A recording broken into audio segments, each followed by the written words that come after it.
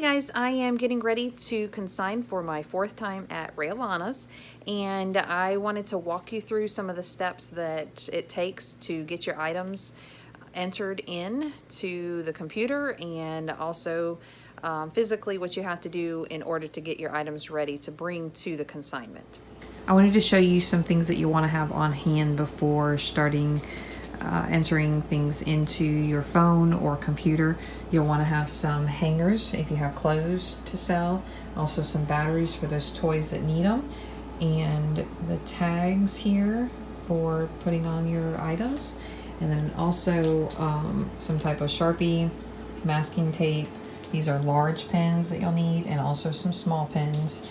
These are some tags actually that I have left from my other sales. The items, when they haven't sold, I'll just take them off of the items and save them for the next sale. You also want some Ziploc bags. The gallon size and quart size would be good. Some rubber bands, and then also some zip ties. All of these materials I either got from Amazon or Walmart, Target. Any place has all this, so just make sure you have it on hand before you start entering things. Now I'm going to show you some of the things that I've already marked and tagged and how I've done it, and just excuse the mess as you see in the background. Here is, I just take everything out that I'm wanting to sell and I just lump it together. It's not very neat, as you can see, but I have kind of stuck everything on top of each other for room space. Here's some books that I have put together. I'll show you a little bit of what I do for each thing. You want to try to get bundles if you have the same type. Like these are 2 Minecraft, so if you had more Minecraft you could just bundle them together. I've put them in a gallon size bag and then just put tape over the opening so it doesn't open and any slip out. And then I put my masking tape here with my consignor name and then the price as well.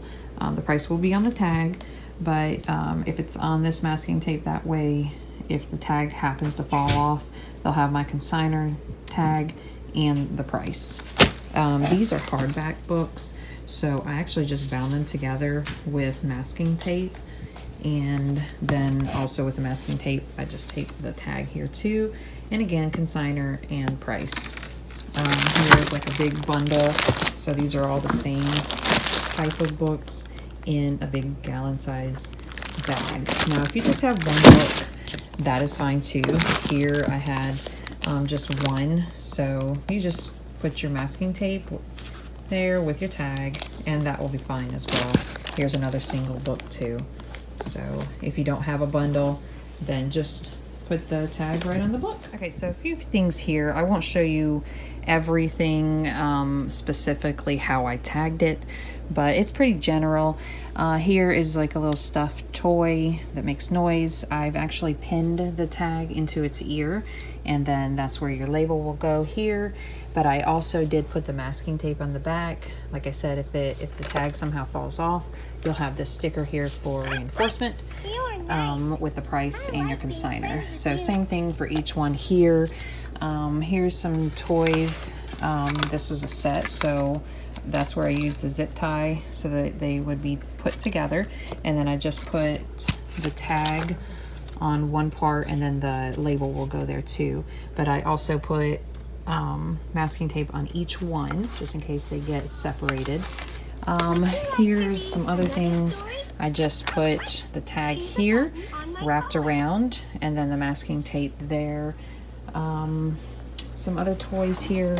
If they're toys, all you have to do is put the masking tape over the tag so that it's stuck to the toy, and then you put your label here on your tag, which I will show you what the labels look like and putting that on. And before we get too much farther, I did want to mention that as you're pulling things out and entering items into your phone or your computer, you do want to leave them in order, because it will be so much easier when you go back to tag them or to look on your item list.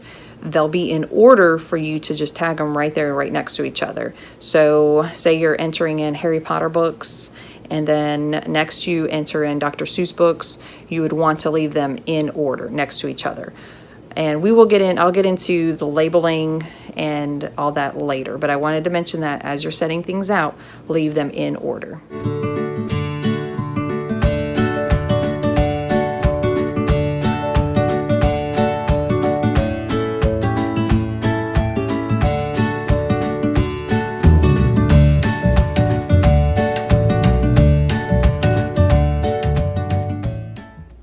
So here, I'm just gonna show you real quick what I did with these shoes.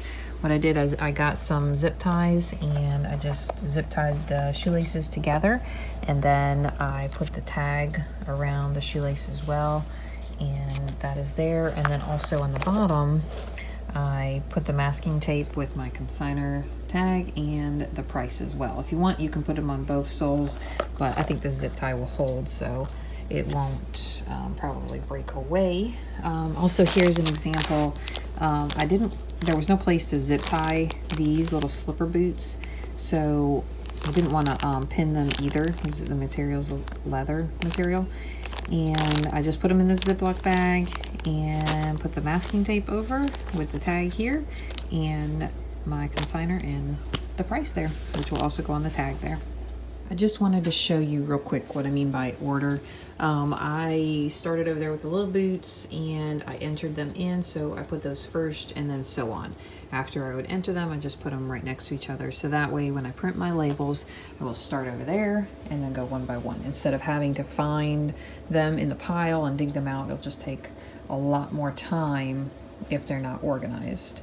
And of course, this has to be done either during nap time or after the kids go to bed. This here is just a basic piece of clothing. This is the fall Rhea Lanas. So as you can see, this is a turkey smock. You want to make sure that your clothing is appropriate for which season the consignment is for. So like I said, this is the fall, so everything that I have is either long sleeve or fall decor on here. But I wanted to show you how I tagged it. You just take your tag, you take your pin, and just put it through the clothing and have it hang on the right side. So when you're looking at it, you want your tag and your pin on the right side. Also, notice how the hanger is. This is how it's supposed to look. It should look like a question mark when you're looking at it in that direction, because they want it hanging, everybody's pieces to be hanging the same way. So as you can see, each piece here is going the right direction. I have categorized the boys' clothing into different sizes. These are the bigger boy clothes. If you have a spot where you can hang them like this, that would be best, because it'll be easier when you come to tag them. You can just take each piece and then go right along and tag each piece. If not, I've had to just lay them in stacks as well because I don't have enough space. But I wanted to show you, I did a traditional one. If you have pants and if you have a pants hanger, this would be ideal. But if not, you can take a hanger, and that's what those big pins come in handy for. You just pin the pants to the hanger. Also, here's like a suit set. I just hung the pants inside, kind of like in a store. The rest of them, some jackets, and then shirts, things like that. Pajama sets. Here's an example. I have the shirt here, and then the pants are just pinned to the back side here.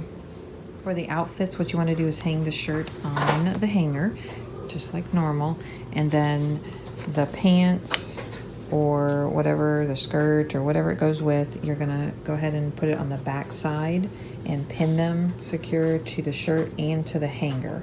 That way they can see what it is and what it looks like fully on the outside.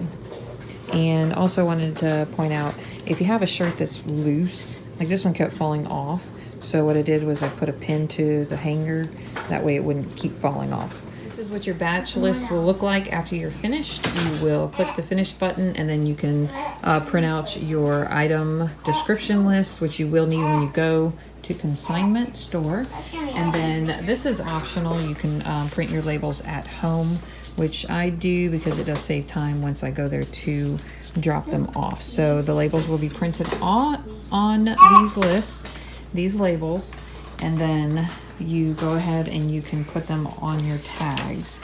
Now, I have some help today trying to get it finished and get them turned in, but you'll want to notice on the tags, you're going to put the tag like this. All this information will be on the front, and then the barcode on the back. Make sure that the complete barcode is viewable on one side. So you don't want half of the barcode on the front and half on the back. That's very important for whenever they scan it. And we're getting to an end here.